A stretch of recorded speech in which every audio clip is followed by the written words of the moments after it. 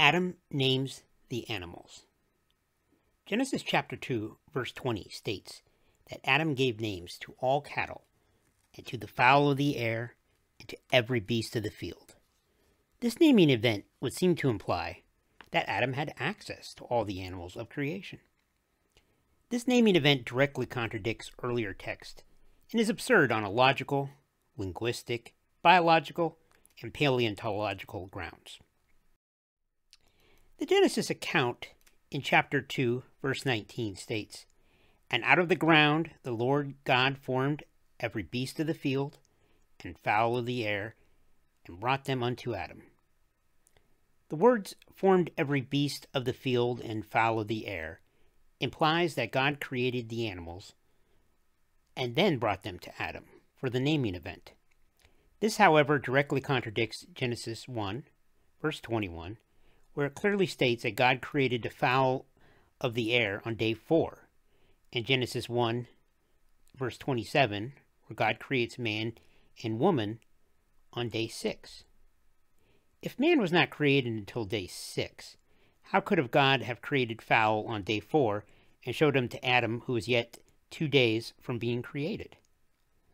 Genesis chapter 2, verse 19 clearly indicates that Adam was pre-existing when God created the beasts of the field and the fowl of the air.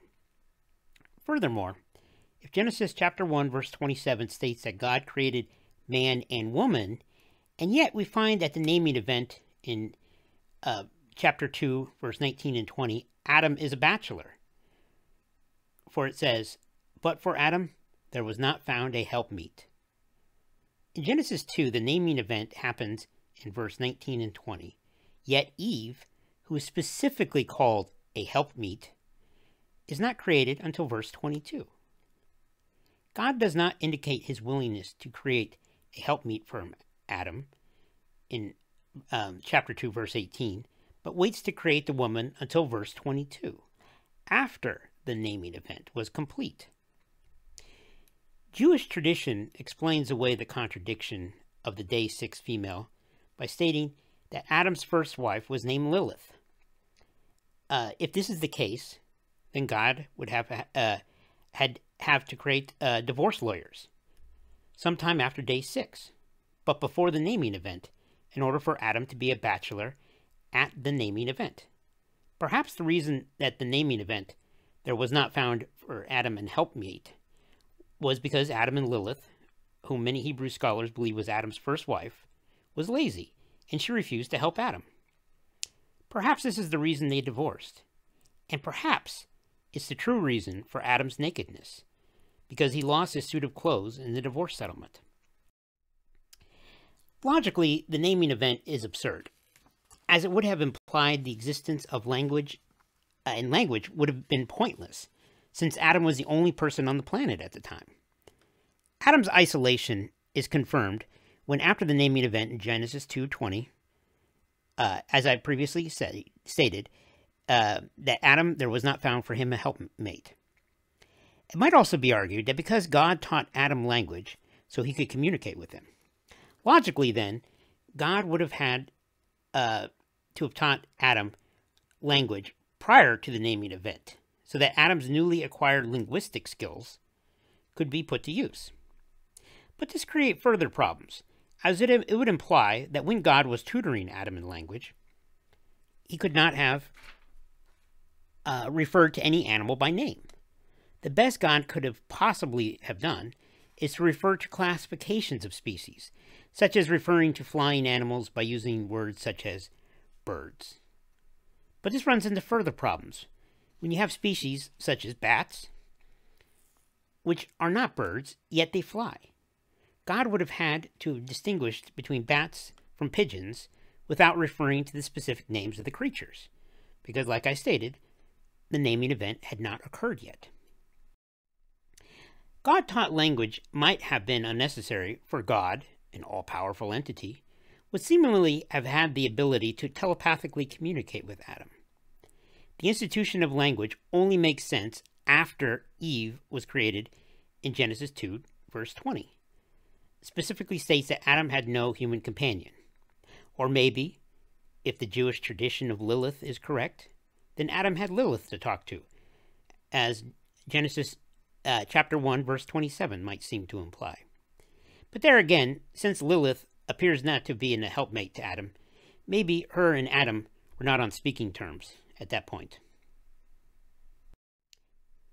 Adding to the absurdity of the naming event is the improbability of Adam remembering all the names of the creatures. Not only would Adam have to remember the names of the animals, he would have to communicate the names to Eve and probably to their children. It is estimated that the number of all species that have ever lived on planet Earth is well into the several millions. So even if we were to go with an absurdly low number, such as 1 million names for animals, it would have taken an absurdly long time for Adam to go through the list with Eve. If a person using the English language were merely to count to 1 million aloud, it would take 23 days. This, of course, is not counting time for sleeping or any other activity. If you do take breaks for sleep and other life necessities, then it takes something more like 80 plus days to count to 1 million. But instead of counting numbers, you are instead to give animal names, then it would take longer. Furthermore, merely memorizing a list containing millions of names is pointless unless some description of each animal is given, which again adds to the number of days simply to go through the list once. If we are able to believe that the naming event of animals was more than a mere rhetorical exercise, then Eve and the children of Adam and Eve would have had to have committed to memory the entire list, which probably would have required several recitations. If we dismiss the absurdity of memorizing the list of animals, then we might imagine that Adam would have written down the names on something. This would also imply that God, in addition to teaching Adam language, taught him to read and write. If Adam wrote down the names of the animals, he would have had also to have provided some description with each name. If no description was given, then any future reader who would have read the listing would not have been able to reference the creature associated with the name, thus rendering the writings meaningless. The absurdity is then compounded millionfold when all the creatures in the world are considered. And what would Adam have written the names of the animals on? We know he could not have written them on animal hides, such as many of the ancient Hebrew scrolls were written upon, as the Bible indicates, because there was no death before Eve ate the forbidden fruit. And even if he could have written down all the information on animal hides, he would have had to have slaughtered hundreds of thousands of animals to get enough hides to work with. Furthermore, he would have had to have access to a massive amount of lye so that he could have tanned the hides, rendering them useful. Another possibility is that Adam inscribed them on stone. However, he would have needed to have access to a sizable quarry or a massively exposed smooth rock formation. If he did inscribe them on stones or in a rock formation, it's likely that some of them would have survived due to the durability of stone etching. Another possibility is that he used papyrus or some form of paper. Then that writing down the animal names and their descriptions would have taken up tens of thousands of volumes, or possibly hundreds of thousands of volumes. The other possibility is that God took dictation for Adam while he was naming the animals. But even if God took shorthand or used a stenographic machine, it would have taken months to name all of the beasts of the field and the fowls of the air. If God took longhand dictation, it would have taken even longer. The possibility exists that while humans may not be able to memorize a list of animals that goes into the millions, maybe God, as an all-powerful being, memorized all the names that Adam gave to the animals. But here again, we run into the same problem that we would have if Adam had memorized the names in the first place. God would have had to recite the names at least once back to Adam, so that he could tell Eve and their children the names of the animals. So, if God memorized the list of animals and recited it back to Adam was not the practical solution, God must have written it down. But here again, as stated before, we have a taxonomical list that extends into the thousands of volumes. Whether the animal names were committed to Adam's superpower memory, recorded in stone, written on paper or papyrus, or God took dictation, it would have taken more than one day to accomplish this task. As was discussed earlier, the naming and recording of the species would have taken probably many months. The creation narrative simply does not allow for this prolonged naming event, as Genesis 1, verse 27 specifically states that man and woman were created on the same day. The only way to account for this prolonged naming event is if you create the character of Lilith to satisfy Genesis 1, verse 27, and make Genesis 2, verse 22 refer to Eve. But even if you square the circle of Genesis 1, verse 27 and Genesis 2, verse 22, you still have the contradiction of Genesis 1, verse 20 and Genesis 2, verse 19, which cannot be rectified by adding characters to the story.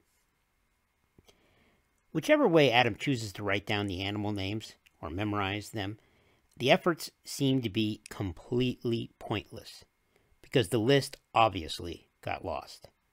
As mankind over the years has discovered new species of animals, new names have been required to name them.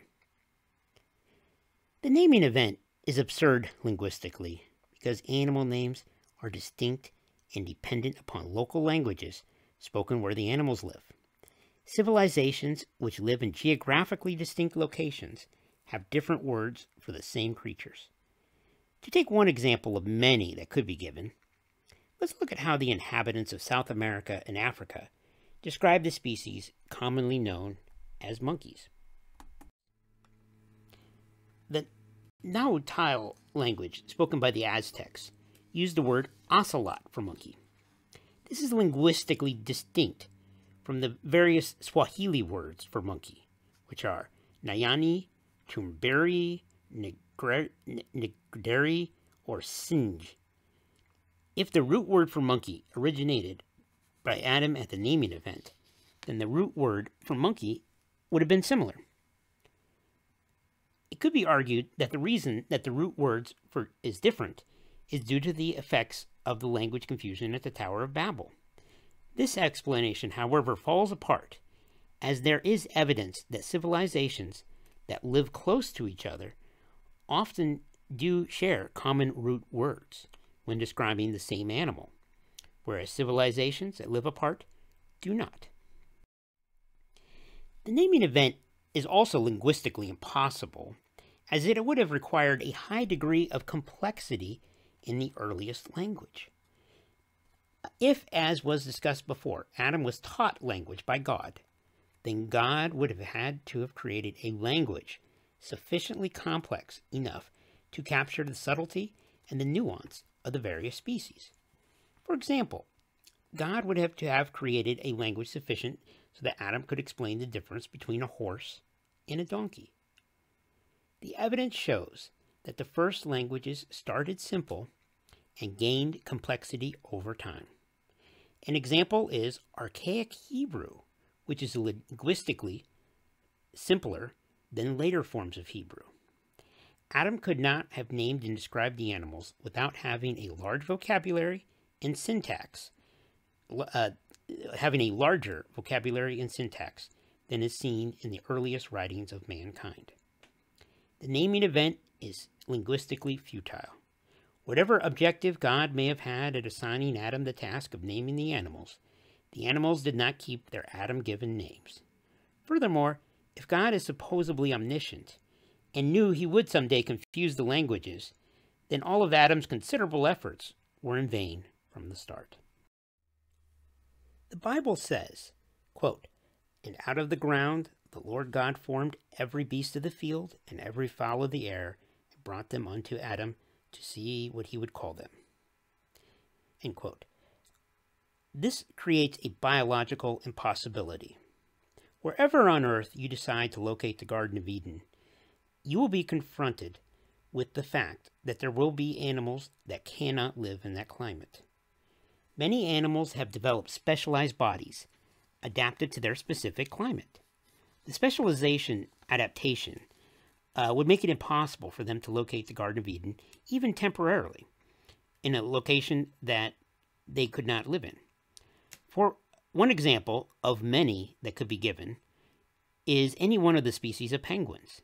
Penguins require a cold climate in order to live. If they were transported to a temperate climate of the Garden of Eden, they would likely die. And since we know that death did not exist before Adam ate the apple, then we know that penguins could not have come to the garden. But even if you could overcome the problem of specialized animals in the Garden of Eden, you would encounter the problem of how they would eventually arrive at what is now their present habitat. Did they walk there themselves, or did God give them a ride? Marsupials, to name a single example, are only found in Australia, and could not have walked to Australia on their own, and would have required a divine lift.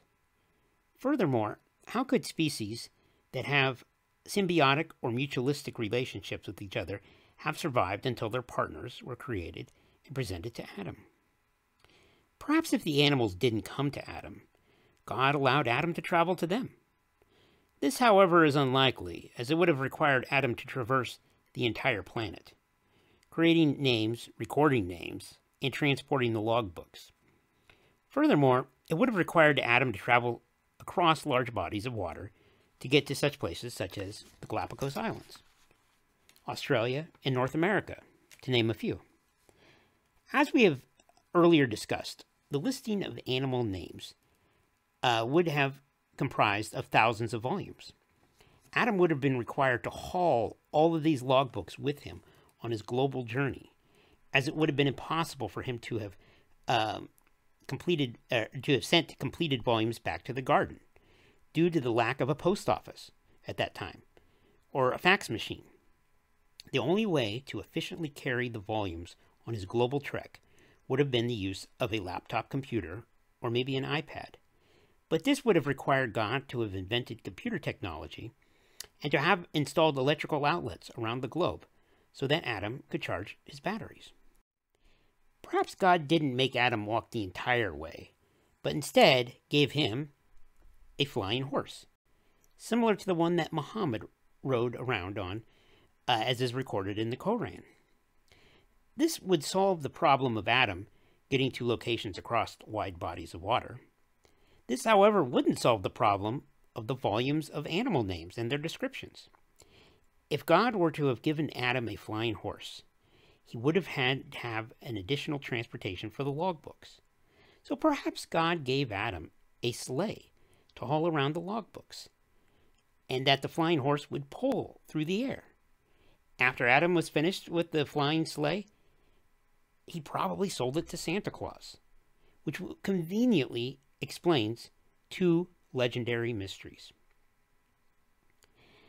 A more reasonable explanation is that God showed Adam a slideshow of pictures of the animals. Or maybe he telepathically showed him images of the animals to Adam. This perhaps is the least improbable explanation of all possibilities. The slideshow theory again runs into linguistic problems. If God showed Adam a picture of a New World monkey as opposed to an Old World monkey, how would Adam know the difference? Furthermore, how could Adam, by sight, distinguish between things such as alligators and crocodiles? So here's a possible transcript of a conversation between God and Adam regarding the differences between alligators and crocodiles. The dialogue would probably go something like this. Adam says, I'll call this one alligator. Well, okay. How about this one? I just named that one. I called it an alligator. No, this is a different creature. What? I don't understand. Well, the alligator has a non-functioning lingual salt gland. It's less aggressive and it lives in fresh water. It lays eggs in mounds of vegetation surrounding fresh water. The other creature does not. What does the word lingual mean? It's an adjective relating to the side towards the tongue. The use of the word in this context refers to the glands in the snout of the alligator that enable it to live in salt marshes. A lingual gland helps the animal maintain ionic homeostasis. You just use a lot of words I don't understand. What's ionic homeostasis? Well, let's not get bogged down in the details. Just give it a name. I'm sorry, I have another question. So, if you're saying that this new creature that you want me to name has a lingual salt gland, but the alligator does not? No, the alligator has a lingual salt gland, but it's non-functioning. Why? Because an alligator lives in locations where it does not need a functioning lingual salt gland. But why give the alligator a non-functioning gland? Why did you guys not give it the gland to begin with?